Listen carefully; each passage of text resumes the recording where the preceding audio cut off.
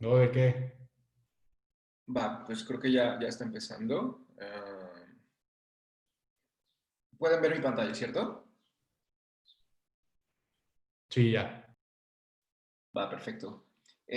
Pues hola Ronald y Laura, bienvenidas y bienvenidos a esta sesión que pretende ser una muy breve introducción a un módulo de nuestro programa de inteligencia artificial. Este módulo se llama AI Sprint. Estamos tratando un poco de conectar algunas mejores prácticas del desarrollo de productos digitales con la creación de algoritmos inteligentes. Entonces, un poco la idea de esta sesión está inspirada principalmente en el libro que se llama Design Sprint, que fue escrito por Jake Knapp y donde en esencia es como pues sí, es un recetario sobre cómo es que ellos diseñan experiencias digitales para muchas de las startups o de las empresas emergentes a las cuales Google Ventures o el brazo de capital privado de Google invierte. Y justo el primer proceso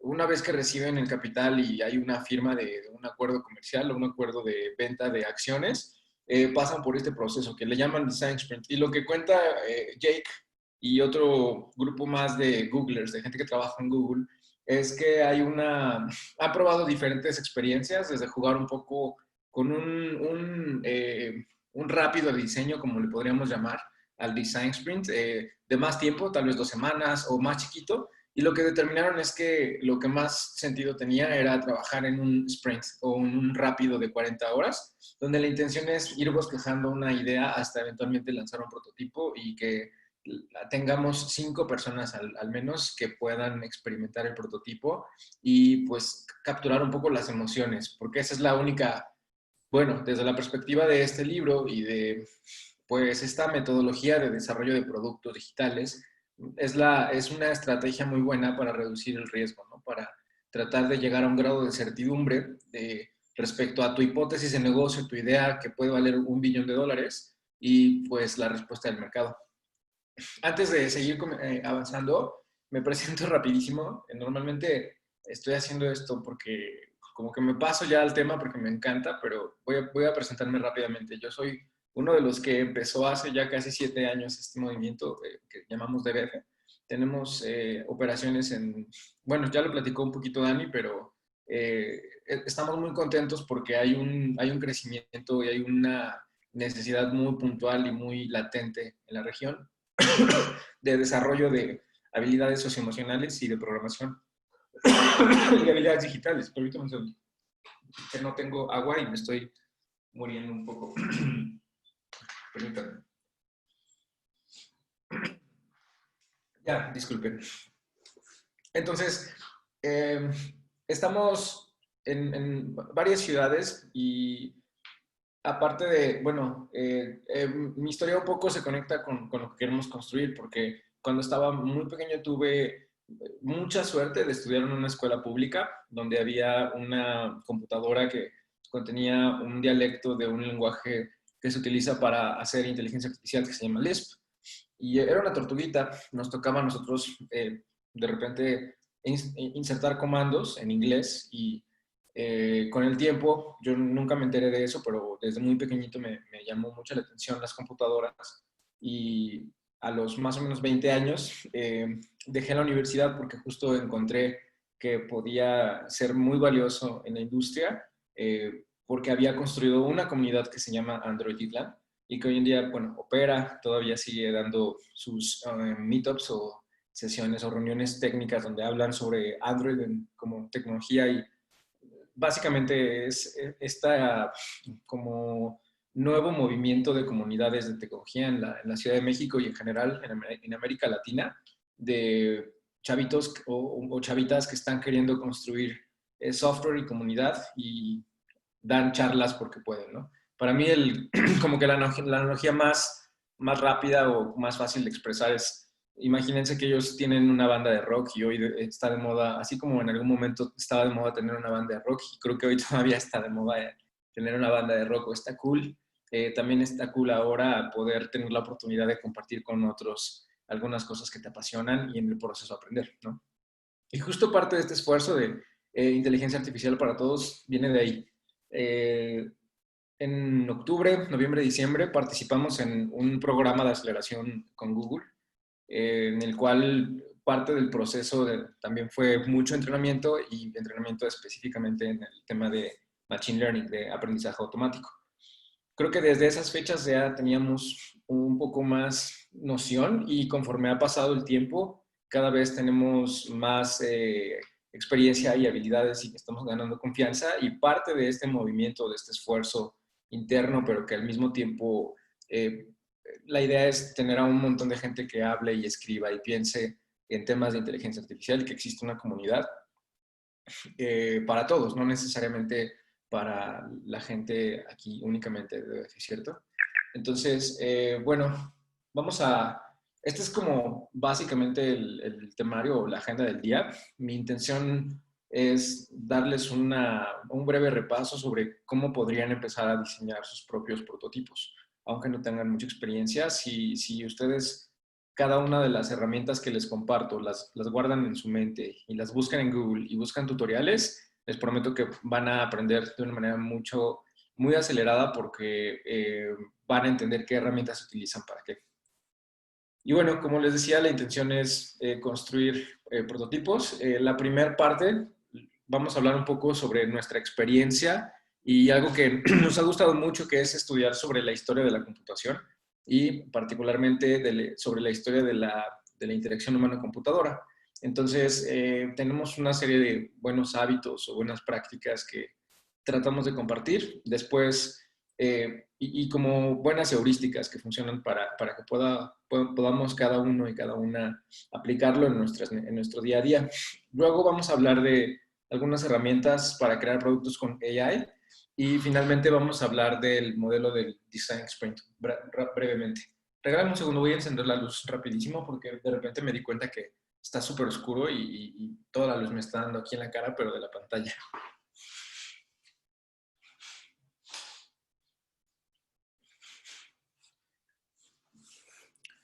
Listo. Entonces, sin más, pues vamos a platicar. Partiendo de esta primer quote, es de uno de mis libros favoritos. Tengo muchos libros favoritos, pero este es muy divertido porque es de un abogado que fue de los fundadores de PayPal, ¿no? Y fue también el primer inversionista de Facebook.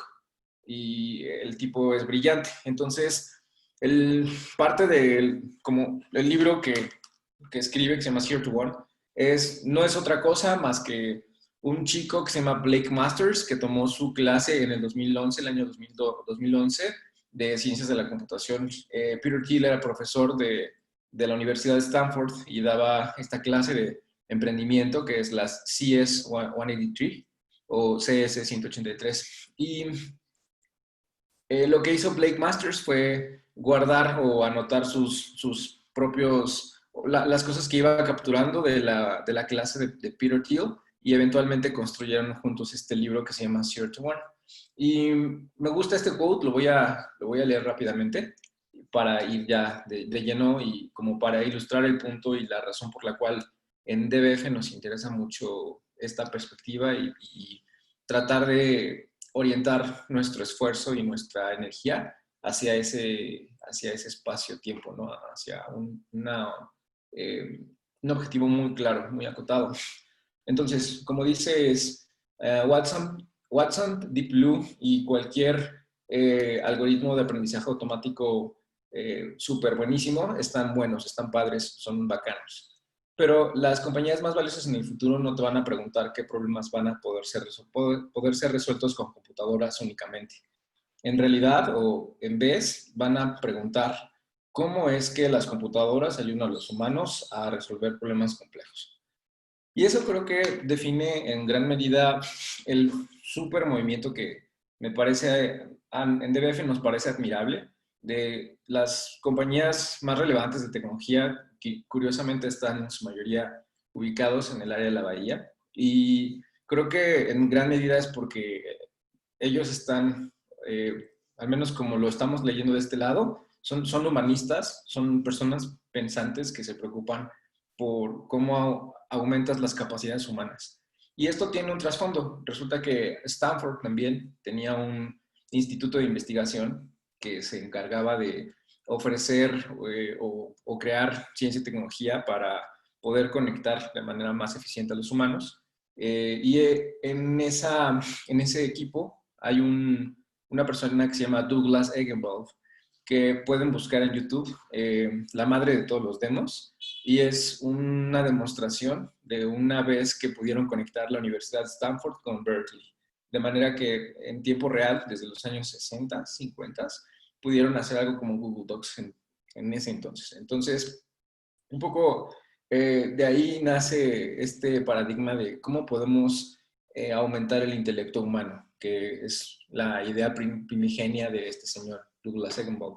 Y creo que de ahí se ha mantenido por varios años, digamos que en ese mismo espacio. Podríamos pensar otras cosas, podríamos tratar de debatir, por ejemplo, qué opina el fundador de Tesla o qué opina el fundador de Facebook, pero me gusta más tratar de orientar nuestro trabajo hacia esto, porque esto creo que sería la forma más, para mí es una muy buena manera en la que puedes ayudar a una región, ¿no? Tratando de ofertar este modelo de pensamiento y ayudar a la población, especialmente a los que menos pueden y los que menos tienen, a resolver sus problemas con tecnología, con computadoras.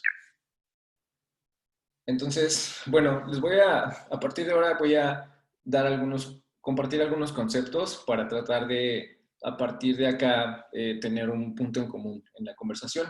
Entonces, frecuentemente en este slide lo que hacemos es preguntar sobre qué es un producto.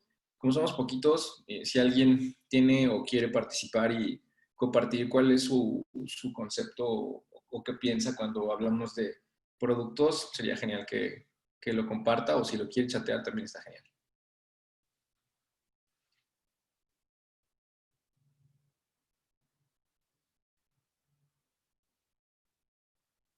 Ah, llegaron más personas.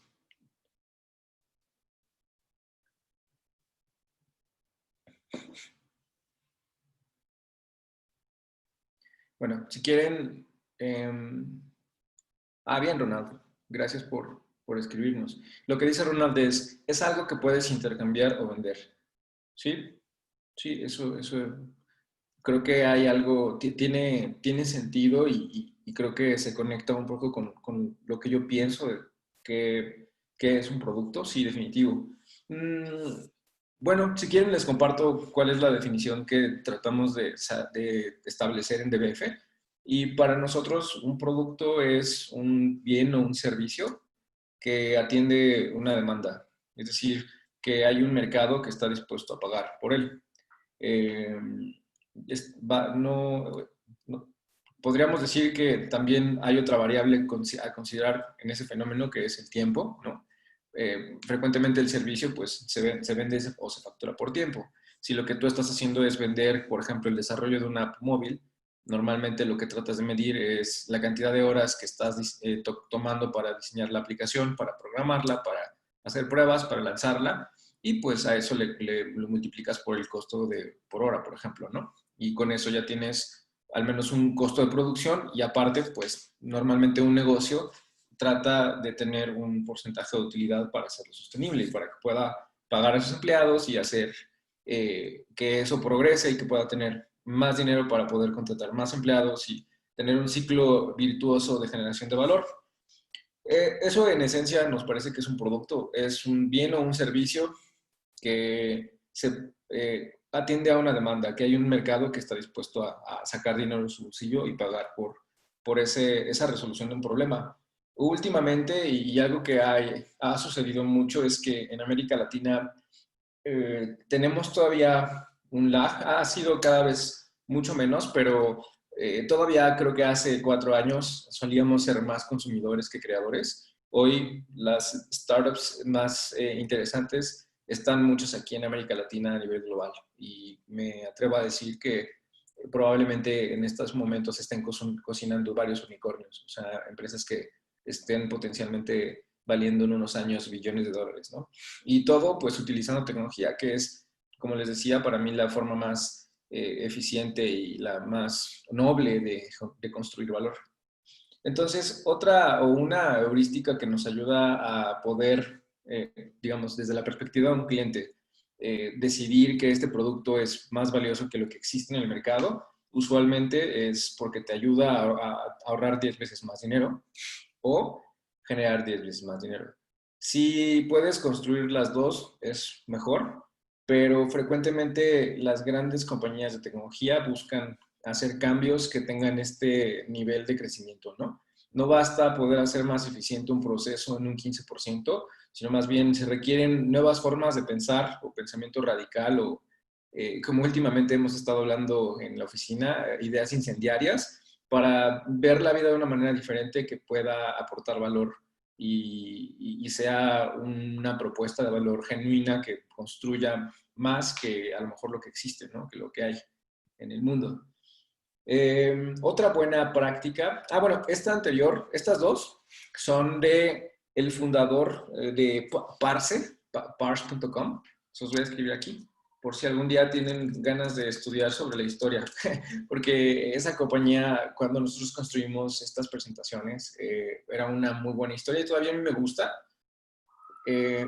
Parse era una compañía que se dedicaba a ofrecer servicios, una plataforma en la nube bajo servicio, pero para aplicaciones móviles.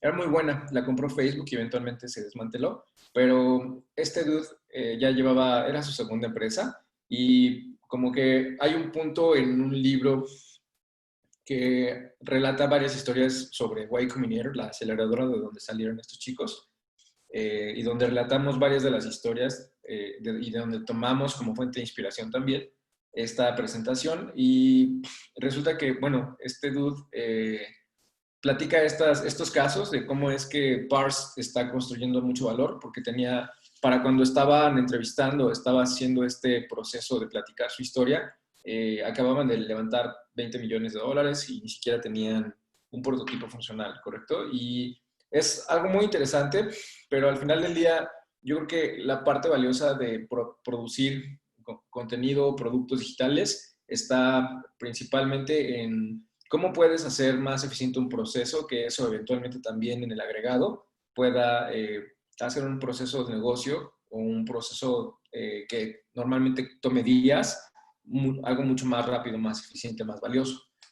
Esta otra historia es de Paul Graham, que es el creador de una empresa que se llamaba ViaWeb. ViaWeb era originalmente una empresa encargada de construir galerías de arte en línea y lo que querían hacer era vender arte en línea. ¿Por qué? Bueno, el fundador, Paul Graham, era un especialista en arte, había tomado una maestría en el Instituto de Florencia y un doctorado en ciencias de la computación en Harvard. Entonces, este compuñoñazo, lo que nos dice o la historia que nos cuenta que tiene sentido para nosotros y que podríamos guardar para pensar en cómo hacer mejores productos, es en vez de construir, o sea, piensen que si el objetivo es en un lugar como este que podemos ver ahí, que pareciera que es un pozo, piensen cuando lo están construyendo, tienes varias alternativas para llegar a resolver el problema, que es llegar hasta el fondo de la superficie o más bien de la parte subterránea y llegar a una fuente de agua, ¿correcto? Entonces, hay muchas maneras, pero una puede ser tratar de utilizar la menor cantidad de energía y de esfuerzo para llegar al suelo, o bueno, al subsuelo, y que toques con un poco de H2O, ¿correcto? Y la otra es hacer un montón de trabajo y construir infraestructura para poder hacer muy ancho el pozo, pero eso no tiene nada de sentido. Entonces, a veces, normalmente cuando estamos construyendo software, algunos que ya llevamos y que tenemos experiencia, o incluso a veces si no, si no tenemos, digamos que una forma de alguna manera poder cerrar el ciclo de producto, de desarrollo de producto, te va a tomar muchísimo tiempo. Y justo una empresa de tecnología que está empezando no tiene dos cosas, no tiene tiempo y tampoco tiene dinero. Entonces, ahí creo que la heurística tiene mucho sentido, es tratar de utilizar la menor cantidad de energía y de esfuerzo para poder llegar lo más rápido posible al pozo y una vez que ya puedas verificar que el pozo tiene agua, entonces ya construyes infraestructura. Esto interpolándolo a un ejemplo de una aplicación web, piensen que cuando estás diseñando un producto o una aplicación móvil, imagínense que quieres hacer un clon de Airbnb, ¿no? Entonces, piensas en la pantalla de usuarios, piensas en la pantalla de propiedades, piensas en todas las partes que componen el complejo sistema de lo que para nosotros significa Airbnb.com y empiezas a construir un montón de productos o de características que probablemente no sean tan importantes para tu caso de negocio o no sean valiosas y que si las consideras te va a requerir mucho más tiempo poder lanzarlo. Y eso es un arma, es un como algo que suena contraintuitivo, porque pues de entrada no pensarías que eso podría matar a una empresa, ¿no? Pero pensando que una empresa, como dije originalmente, lo que menos tiene es tiempo y tampoco dinero, pues suena que puedes quedarte tratando de construir un montón de productos que nadie termina usando, ¿correcto? Ahora, esta es del equipo de ingeniería. Lo que empezamos a pensar es que a veces la mejor idea es tratar de tercerizar en medida de lo posible tanto infraestructura como a veces hasta herramientas, ¿no? Y pensamos en esto por la entropía que existe tanto en los sistemas mecánicos como en cualquier tipo de sistema de transferencia de información o de energía. Entonces, la entropía, por definición, es este proceso en el cual hay un caos y se convierte, es un coeficiente de desorden, digamos, para cada fenómeno que queramos entender. Podemos entenderlo en un algoritmo o en una canción también, ¿no? Como el ruido, ese sería el ruido. Entonces, aquí pensamos que cada línea de código que no te pueda construir dinero, que no te pueda generar valor, voy a quitarle dinero porque suena súper frívolo, pensando en que de esa manera puedes como representar valor, pero más bien aquí, cada línea de código que no genere valor, más bien te reduce valor, ¿no? Y es que si escribes código que eventualmente no utilizas y lo dejas ahí, ese código se convierte en una deuda técnica y eventualmente puede terminar también costando pequeños incrementos de tiempo, tanto en la carga de tu producto, o sea, en la carga de que se lance tu producto y en la carga cognitiva que pueda llegar a tener el ingeniero de software o la ingeniera de software si está trabajando con nosotros, ¿correcto? Esta estrategia también es muy buena y esta se la tomamos al señor Bill Gates, porque antes de que Bill Gates terminara siendo hiperfamoso por Microsoft o por MS2, su predecesor, él y Paul Allen y todos sus cuatitos con puñoños y con puñoñas, lo que hicieron fue construir un lenguaje de programación en una pieza de hardware que era algo poco popular, o sea, estaba compitiendo en un universo de muchas computadoras y muchas propuestas para construir una computadora personal.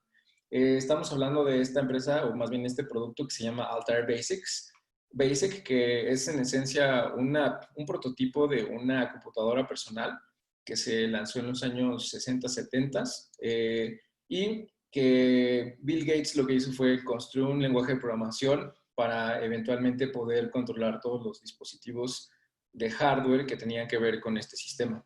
Este fue el prototipo y eventualmente cuando estas empresas evolucionaron, porque era todo un ecosistema de empresas, eventualmente lo que hizo el señor Bill Gates fue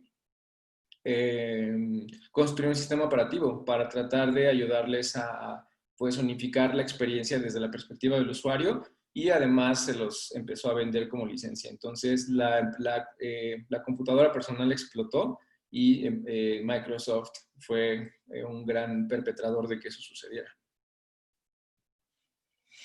Y este code también es del señor Paul Graham, que les platicaba.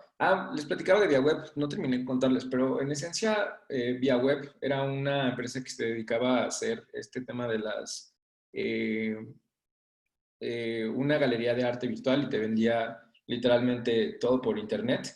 Se dieron cuenta que no estaba funcionando y lo que hicieron fue construir una tienda que te permitía hacer tiendas. Entonces, fue una muy buena manera del mismo código y la misma infraestructura tecnológica que tenían, reutilizarla para un escenario o un universo de personas diferente y el producto explotó porque Eventualmente Yahoo compró esta compañía que era muy pequeñita y la transformó en lo que se convirtió en Yahoo Stores, en las tiendas de Yahoo. Después Paul Graham, con todo el dineral que ganó al vender su pieza de software, lo que hizo fue construir un fondo de inversión y todas estas experiencias que platicamos y estrategias o buenas prácticas las hemos tomado en esencia de este fondo y de los aprendizajes que podemos tomar en Internet de sus ensayos.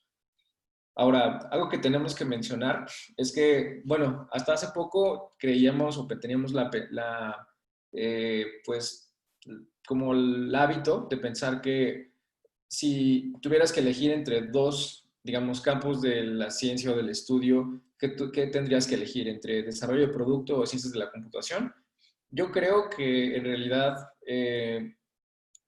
antes decía que el desarrollo de producto es más importante que aprender sobre ciencias de la computación, y yo pienso hoy que se necesita entender de los dos, pero lo que necesitamos también es ser muy ágiles. Entonces, a veces lo que es importante es entender una herramienta que nos ayude a resolver un problema, y conforme vayamos entendiendo mejor el problema y recabando evidencia de nuestras experiencias en ese problema, podríamos ir mejorando nuestras herramientas y ir sofisticando nuestro modelo de pensamiento, ¿cierto? Entonces, hoy pienso que más bien el modelo para crecer, o si yo pensara en cómo podría construir una carrera escribiendo software como ingeniero o ingeniera de inteligencia artificial, yo me pondría a hacer muchos prototipos para entender exactamente de qué va la inteligencia artificial. Me documentaría sobre la historia, tal vez para entender en dónde nos encontramos y cuáles son las mejores prácticas. Y a partir de ahí me metería a detalle sobre casos muy particulares de ciencias de la computación, solo para entender. Pero normalmente las instituciones e incluso a veces las personas se burlan de nosotros cuando llegas a comprar muchos libros porque te dicen, pero ni siquiera has leído uno. Y es que a veces, en realidad, la forma en cómo lees o cómo se deberían leer los libros no es de principio a fin, sino tal vez si un capítulo te llamó la atención, tal vez lo lees y lo estudias y lo analizas, y eso puede desencadenar un universo de ideas diferentes. Y no significa que el hecho de que no hayas leído el libro te hace menos pensador, ¿saben? Entonces, hay un montón de falsas concepciones, pero hoy creo fuertemente que más bien tenemos que nosotros empezar a ser más propositivos en la carrera profesional de cada uno y cada una, y a partir de ahí rodearse de un montón de gente, de personas que puedan ayudarnos a poco a poco construir una carrera profesional o metas que nos incentiven a crecer como personas, ¿no? Está bien claro que un músculo, mientras no tenga un estímulo y no haya una reparación de un esfuerzo, nunca va a estar fuerte, nunca va a tener una hipertrofia, nunca va a estar saludable, nunca va a poder va a hacer buenos esfuerzos, ¿correcto? Lo mismo pasa con estas habilidades que más bien son de desarrollo de software, son habilidades suaves o más bien hábitos que se pueden desarrollar, y que si tenemos la consistencia necesaria, eventualmente vamos a cada vez más ser mejores ingenieros e ingenieras de software. Ahora, otra muy buena forma de poder acotar nuestro trabajo o aterrizar lo que necesitamos para resolver, o resolver aquel problema que estemos identificando es de la siguiente manera. Frecuentemente, como les decía, nosotros pensamos en el proceso de construcción de un problema o de un recurso, el recurso considerándose como la solución al problema, desde la perspectiva de la fábrica, ¿no? Por eso lo que haces es pensar primero en una pequeña, una rueda, una llanta, luego dices, ah, bueno, pues si ya tengo una llanta, le pongo otras 3 llantas y le pongo también otro elemento para estabilizar, y luego busco el chasis y luego busco esta última parte. Esto es un sesgo, definitivamente, porque estamos sesgados a la forma en cómo la revolución industrial ha construido hoy estos productos, pero eso no significa que tenga que ser así para siempre. Hoy podríamos, por ejemplo, si estoy tirando ideas locas, pero imagínense que pudiéramos imprimir, primero, si lo que queremos hacer es prototipar un nuevo tipo de modelo de transporte, a lo mejor podríamos prototipar e imprimir en 3D una patineta, ¿no? Y si vemos que nuestra marca y nuestra misión en la vida y el contexto en el que vivimos y el material funciona, entonces veo cómo hago una mejora a esto, ¿no? Y aparte, si se dan cuenta de eso, hay un incremento en la generación de valor, pero el objetivo al final ya es el mismo, ¿no? Al final se mantiene como, al final quiero ayudar a las personas a moverse. No acá que tengo que esperarme cuatro veces más tiempo para poder llegar a lograr mi resultado final. Ahora, ¿quiénes creo que allá afuera en la industria consideramos en DBF que son personas que son desarrolladores de producto, pero que también entienden las implicaciones de la tecnología y la responsabilidad moral que implica saber sobre tecnología para ayudar a los demás o ayudar al ambiente en el que se encuentran, a la biosfera en la que pertenecen? Son las siguientes. Y me gusta poner también roles diversos porque allá afuera existen y si no les damos visibilidad, nunca jamás nadie va a saber. Eh, de izquierda a derecha, ella es Pamela Valdés, es la CEO de Peak. Es una empresa que se dedica a construir audiolibros. Es la empresa probablemente más grande de América Latina de audiolibros. Es una chica súper pilas, muy inteligente y participaron en Y Combinator y también recibieron una ronda de inversión muy interesante. Les ha ido muy bien y por ahora creo que están haciendo un gran trabajo. Y Pamela, a pesar de que no haya estudiado, digamos, formalmente ciencias de la computación, de cualquier manera la admiramos muchísimo porque es una persona que resuelve y que si tiene que estudiar sobre algo en particular, se compra 5 libros y aprende porque puede, ¿saben? Um, a la derecha está Julia Hartz, que es la CEO de Eventbrite, esta empresa que se dedica a vender tickets. De hecho, muy probablemente ustedes utilizaron esta plataforma para poder registrarse y obtener la URL para este evento.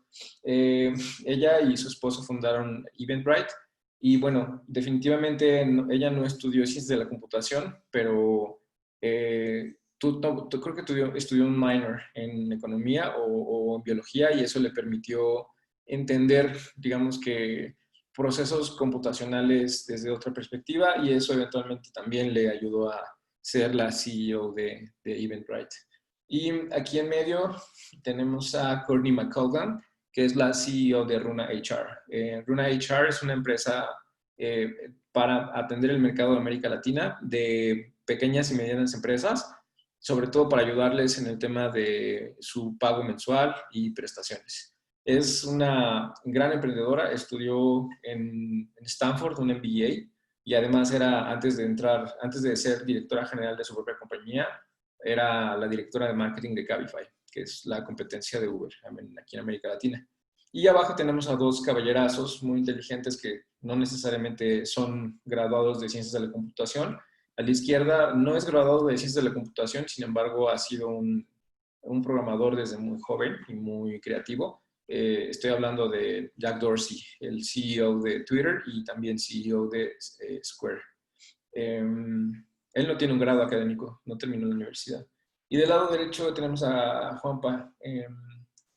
Juanpa Escobar, no me acuerdo si es Juanpa Escobar, pero es un colombiano, participó en DBF hace algunos batches, algunas generaciones, y él es uno de los cofundadores de Rappi. Le tocó abrir incluso aquí en México y de hecho sus primeros ingenieros fueron exalumnos del DBF. Y ahora, bueno, seguramente debe ser inversionista de riesgo y debe estar haciendo o disfrutando toda la plata que hicieron en el trabajo genial que ha hecho Rappi para posicionar a América Latina en el mapa de inversión y de generación de talento y tecnología, ¿cierto? Otra razón por la cual consideramos que es importante estudiar todas estas como heurísticas o que empiecen a adoptar este modelo de pensamiento, también se trata en gran medida de analizar los datos y esta es aunque es pequeña, una buena representación de 20 diferentes empresas que son otra vez de esta empresa, de esta aceleradora de negocios. Quienes construyeron esta gráfica o esta pequeña tabla de 2 dimensiones es triplebyte.com, donde en esencia lo que hacen es ayudar a las personas a colocar empresas, sobre todo ingenieros de software, a que puedan conseguir empleo en diferentes compañías que son de la misma, también de Y Combinator. Entonces, si se dan cuenta aquí en la parte izquierda hasta arriba, tienen prácticamente las personas que son más pragmáticas y que pueden tener una conversación con un cliente o potencial o con alguien que esté interactuando con la plataforma y que son propositivos y que saben de ciencias de la computación, pero que tienen una actitud como de atención al cliente, son estos que se les llaman product programmers. Y está muy interesante porque en este caso 18 de 20 empresas terminaron prefiriendo a este perfil que cualquier otro. Probablemente hayan sesgos, ¿correcto? Probablemente haya, tal vez el product programmer tiene tal vez un coeficiente de carisma y eso hace que haya un sesgo mucho más fuerte que, por ejemplo, el programador académico, que tal vez es mucho más rígido. Tal vez si estudió un doctorado, pues a veces nos confundimos mucho y creemos que la profesión que somos debería terminar siendo lo que somos y pues terminamos siendo a veces hasta infelices, ¿correcto? Y aquí la intención un poco es tratar de usar los datos y empezar a analizar en dónde queremos posicionarnos. Porque aunque no seamos los mejores, yo me declaro principalmente el novato para siempre, el siempre novato. Definitivamente el primer paso para ser mejor es darte cuenta dónde estás equivocándote, dónde hay áreas de oportunidad. Ahora les quiero contar una historia breve. Antes tenía 3 historias, pero creo que me voy a ir rápido porque me estoy dando cuenta que ya son 8:22. Entonces tenemos más o menos 20 minutitos más, porque me tengo que ir pronto.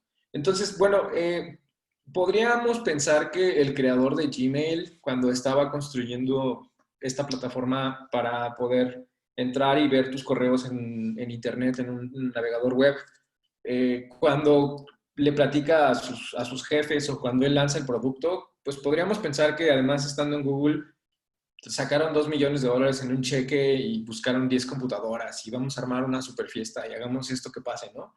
Y no, en realidad el proceso de desarrollo ha sido mucho más tímido, mucho más como Paul Buchheit, que es este hombre que está aquí en esta fotografía, que es el fundador de este producto, el creador de este producto. La historia dice que él en realidad era un aficionado de los clientes de correo electrónico y para darles contexto, la forma en la que se utilizaba el correo electrónico antes de poder lanzar algo como Gmail o como Yahoo o como Rocketmail o como cualquiera de estas que eran sus competidores, era a través de una terminal, es decir, una pantalla negra con un marcador brillante moviéndose, ¿no? Y eso es muy interesante de recordarlo y de pensarlo, porque este hombre dentro de Google se dio cuenta que en la empresa todavía usaban la terminal y usaban de manera muy rudimentaria el correo electrónico. Entonces dijo, ¿por qué no resolvemos este problemita que parece que podría dedicar en mi tiempo libre? Y dedicó una vez al día, una vez a la semana, perdón, 8 horas, ¿no? A tratar de resolver este problema. Y de nuevo, podríamos pensar que le dijo a sus jefes, oigan, tal vez necesito $20,000 para un servidor, ¿no? No, no fue así, agarró una computadora arrumbada, ya tirada, y le instaló lo que tenían, lo que él consideraba necesario, seguramente fue una distribución de Linux o algo como OpenBSD o lo que sea, y la echó a andar y a partir de ahí ese era su servidor. Y ya tenía una herramienta y ya podía utilizarla.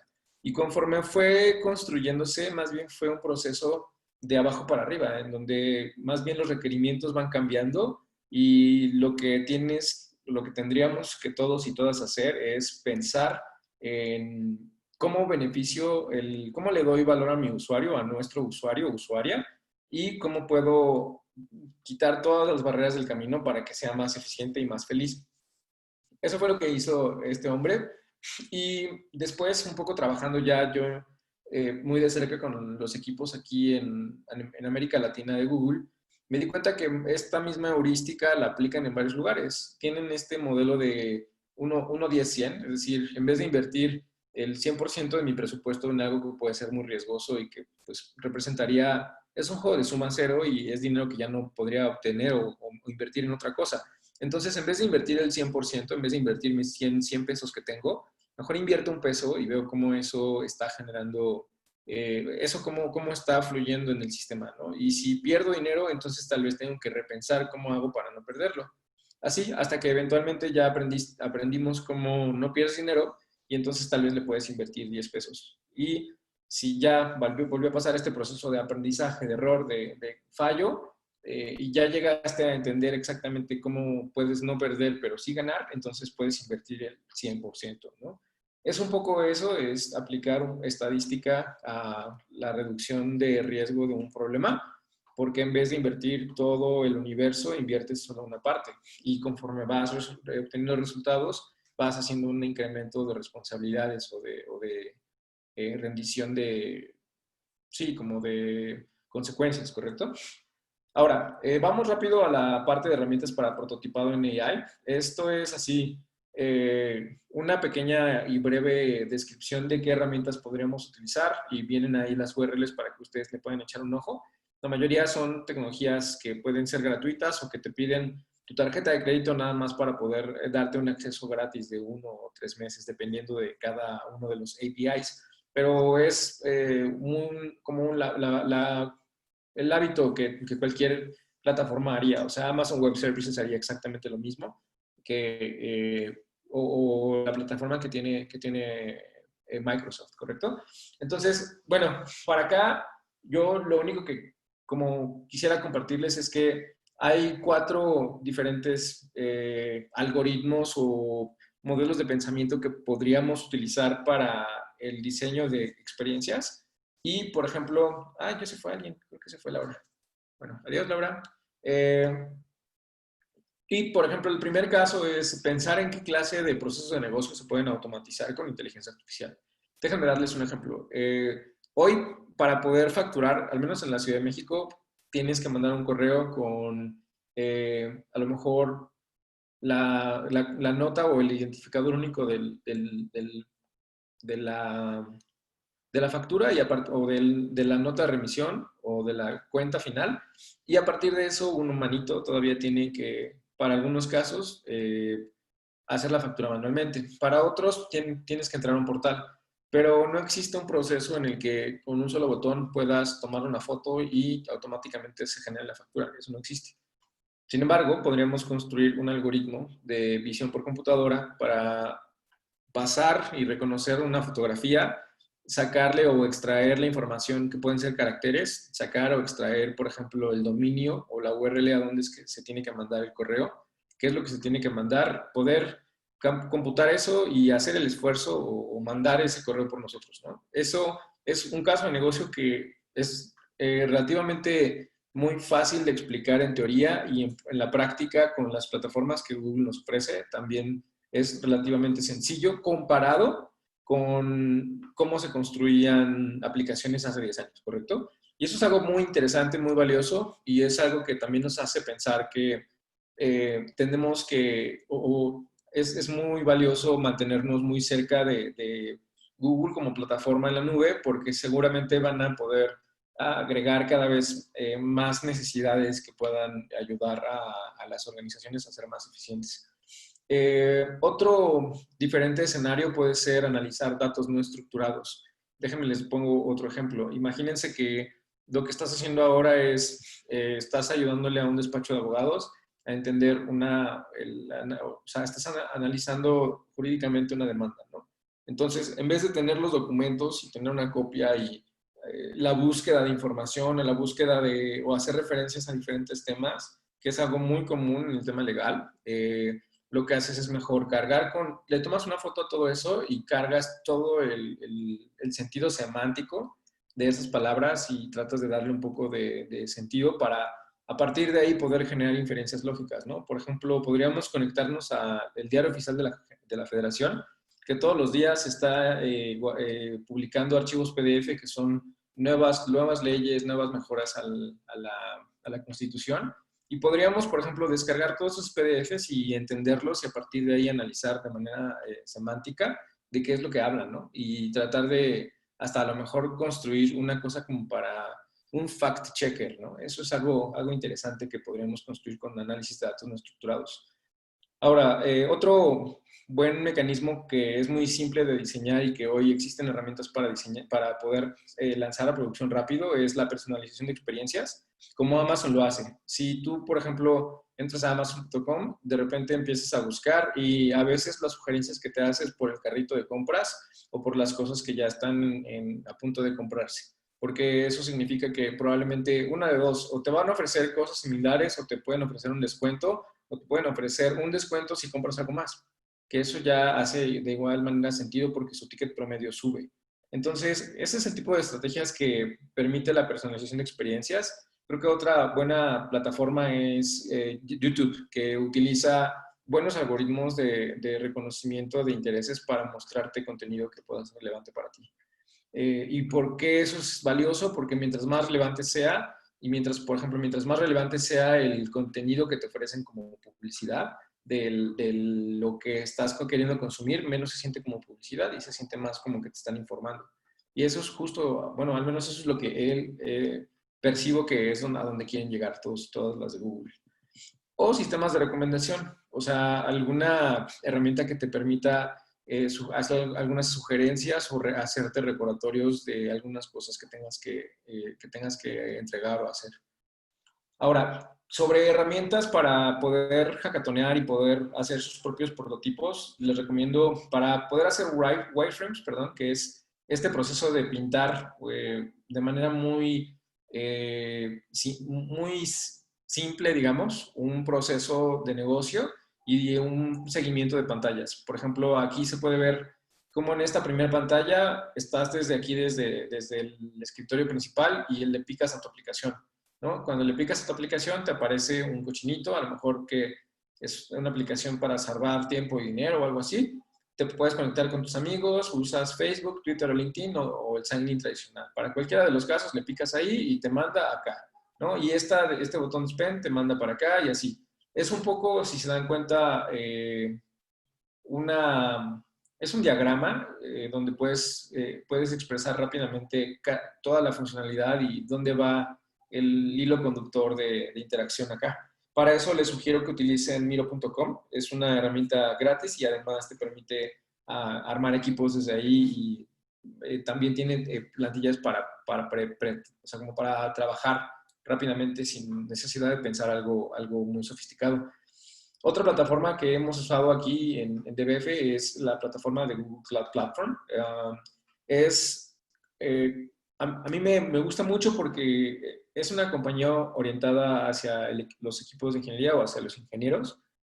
Y eso significa que, por ejemplo, se preocupan de su documentación, se preocupan de que las personas que están en su ecosistema estén bien entrenadas, bien informadas.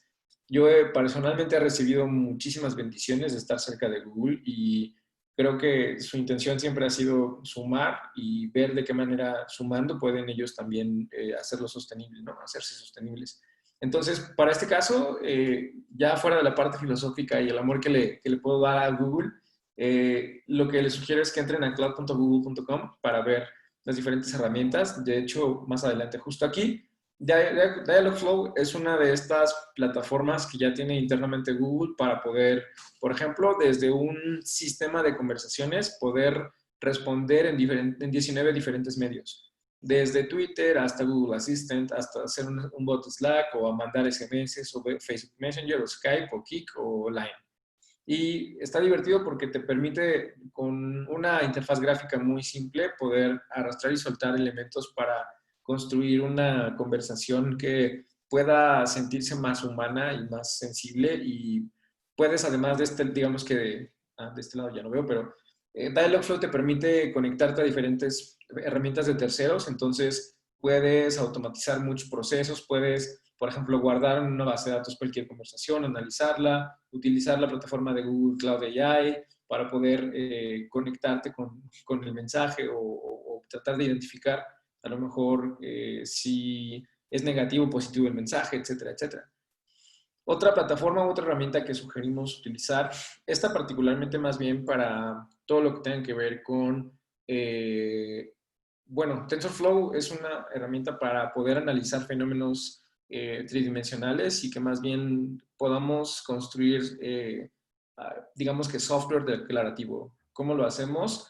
Pues expresamos de manera matemática un fenómeno en una tercera dimensión y a partir de ahí vamos a tratar de encontrar correlaciones o aplicar geometría analítica para poder explorar diferentes particularidades del fenómeno expresado en esas tres dimensiones. Y también, por otro lado, el proyecto Open Source TensorFlow te permite, adiós, se fue alguien más, el proyecto Open Source te permite guardarlo en una computadora, digamos, Si nosotros quisiéramos hacer un robot que no se conecte a Internet o que no se pueda conectar a Internet porque está a lo mejor en Marte o en la Luna, podríamos instalarle a un sistema mínimo, a una computadora, TensorFlow, para cargarle todos los modelos que necesitemos y que no requieran de acceso a Internet. De hecho, no sé si ustedes se acuerdan de esto que se llamaban earbuds, que son los nuevos audífonos que tiene Google. Estos audífonos tienen una particularidad y es que tienen internamente ya todos los precargados en su sistema operativo y no sé si en su disco duro o tengan un disco duro, pero sé que ya traen precargado varios de los lenguajes más importantes del mundo para poder hablar y escuchar y poder comunicarte con diferentes personas. Todo sin conexión a Internet. ¿Cómo lo hacen? Justo con herramientas como TensorFlow. Flutter para poder construir aplicaciones web o móviles que traten de seguir una experiencia más o menos unificada y que además utilizas un mismo lenguaje y una misma serie de herramientas, que son las herramientas que utilizaría cualquier desarrollador web. Hablo específicamente de HTML, CSS y JavaScript. Y finalmente vamos a hablar del Design Sprint. Les platico rápidamente cómo es que se describe y les mando por ahí algunos tipsillos. Como les platicaba, es una semana completa de trabajo. En la primera semana lo que tratamos de hacer en equipo, de manera colaborativa, es tratar de mapear la solución o encontrar cuál es el problema más valioso que se pueda resolver en una semana de trabajo. El día 2 normalmente se diseñan diferentes soluciones en en un periodo de tiempo muy corto, o en tiempo corto, en muy pocas horas, 4 o 5 horas, y la idea es que ahí todos podamos eventualmente ver las ideas de los demás y decidir cuál es la mejor opción. De hecho, justo el tercer día es cuando empezamos a armar una cosa que se llama Camino Feliz o Happy Path, donde podemos ir construyendo, digamos que un pequeño Frankenstein, de acuerdo a las cosas que nos llamaron la atención del proceso de sketching.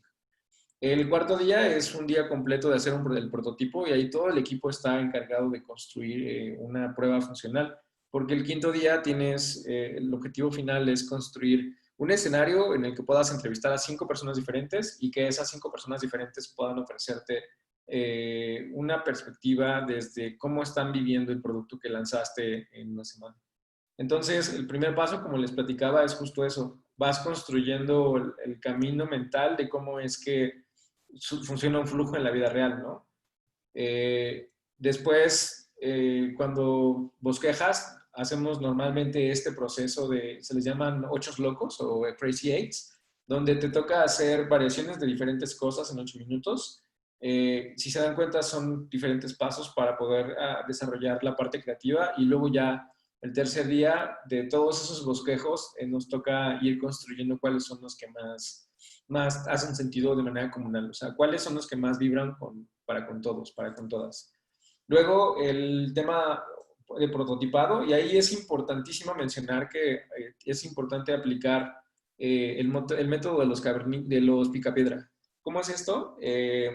No construyes toda la plataforma, en realidad, nada más, si el usuario nada más vamos a permitir en este prototipo de un día que utilice la búsqueda, no necesariamente tenemos que programar esto. Podemos incluso poner una imagen que sea exactamente esto y que no tenga nada más y el botón de búsqueda que haga otra cosa, ¿no? Y eso es mucho más barato en tiempo, en dinero, y nos permite un poco hacer una fachada del producto, que es para nosotros lo más importante. Si la fachada o el concepto hace sentido y hace sentir bien al usuario, entonces estamos por buen camino. Y por eso es importante el último día, el poder entender, de hecho haces dos habitaciones, lo ideal es que por un lado tengas a un entrevistador que es de nuestro equipo, el prototipo, al entrevistador no le toca hacer gesturas ni hacer sugerencias ni de ninguna manera interferir en el proceso cognitivo del cliente o del usuario potencial. Y la idea es que estas personas estén, digamos, en la habitación de entrevista, estén llamando a los que están del lado del equipo que hizo el producto y tratando de entender si los usuarios están cachando lo que se está haciendo, ¿no? Y lo mejor eventualmente es que entre todos van a anotar y tratar de entender si funcionó o no funcionó. Y listo, son 8:40. Conforme fue pasando el tiempo, poco a poco se fueron yendo los poquitos y poquitas que estaban acá. Pero Edgar, Ronald y Wilbert, les agradezco mucho por estar acá y Bueno, justo ahora mi hermano les mandó la URL para las becas que tenemos disponibles para todos y todas, especialmente para el programa de AI, entonces sería genial que si tienen interés, apliquen y podamos ver cómo negociamos con ustedes de manera que puedan participar en nuestros programas. Esto solamente fue una pequeña probadita, no vimos como mucho código, no nos metimos mucho en la parte de los fierros, pero lo más importante para mí era justo que pudieran darse una buena aproximación de qué va el programa y de cómo es que se imparten las clases. Entonces, aprovechemos, Edgar, Ronald, Wilbert, si tienen alguna duda de la parte de ventas o de la parte, más bien la parte operativa, o si tienen dudas de la parte académica, aquí sigo. Pero sí, creo que eso es básicamente todo. Ujú.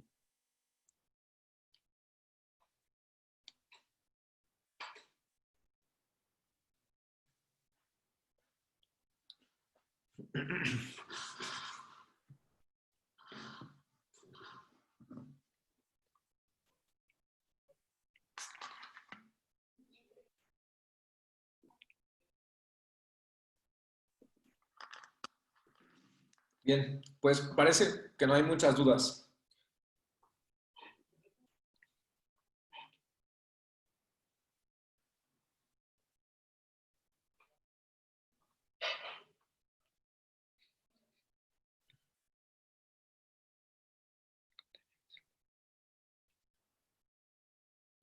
Ah, buenísimo, Ronald. Esa es una buena pregunta.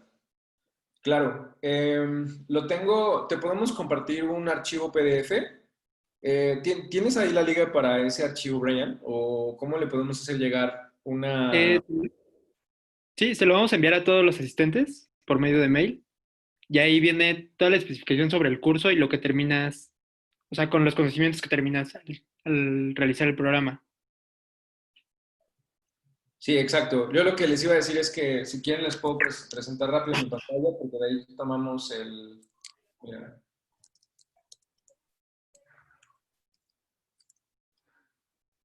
aquí está.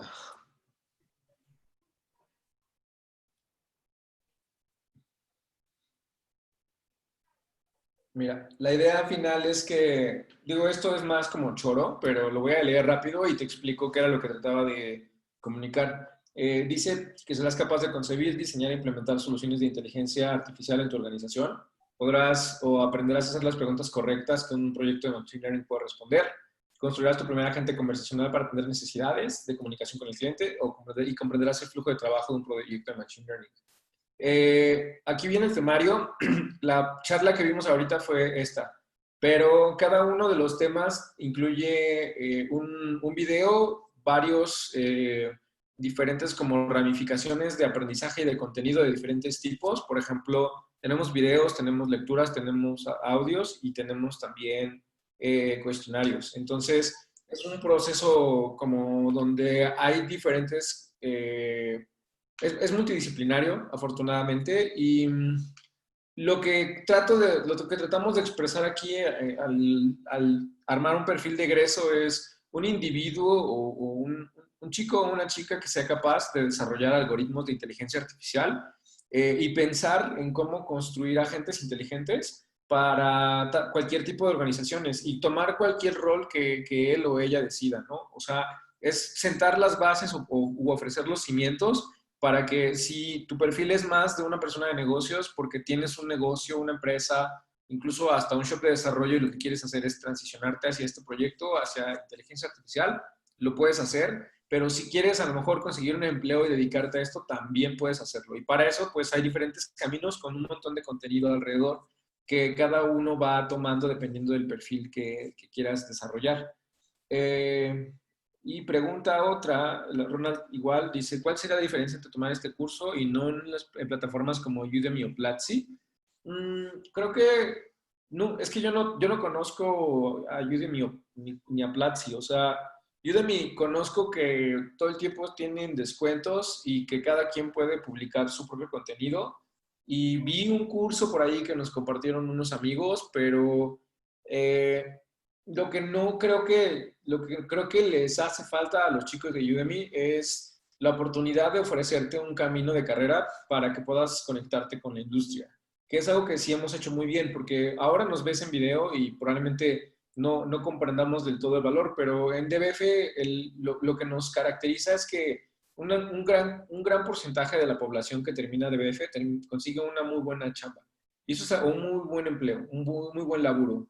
No sé de dónde seas, pero consigues una muy buena oportunidad de empleo. Y eso es algo que no estoy diciendo que Platzi no logre, estoy diciendo que tal vez Udemy no lo logra, ¿no? Porque te ofrece cursos chiquititos, que es un marketplace y está increíble, pero conozco también muchas personas que son adictos a comprar cursos y que nunca, nunca, jamás en la vida terminan viéndolos. De hecho, yo era de esas personas que antes me llenaba un disco duro de cursos y de libros que nunca en mi vida los abrí. Entonces, es más bien lo que estamos ofreciendo es un path, un camino de carrera que trate de darte salida laboral lo más rápido posible. Ahora, ¿qué tipo de proyectos se harán en el curso? No, dos proyectos. Para cada sesión hay un proyecto. Por ejemplo, de hecho, si quieres te voy a mostrar. Déjame ver si puedo mostrarte. Te voy a mostrar el syllabus y te voy a mostrar también los ejercicios que estamos diseñando. Por ejemplo, esta es el día de ayer tuvimos la tercera clase y ya tuvimos dos ejercicios. Los dos ejercicios fueron mira, déjame ir para acá rápido.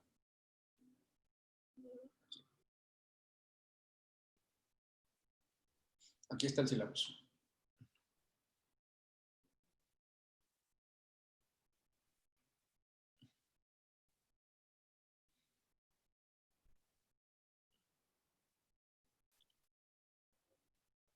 Aquí está, mira.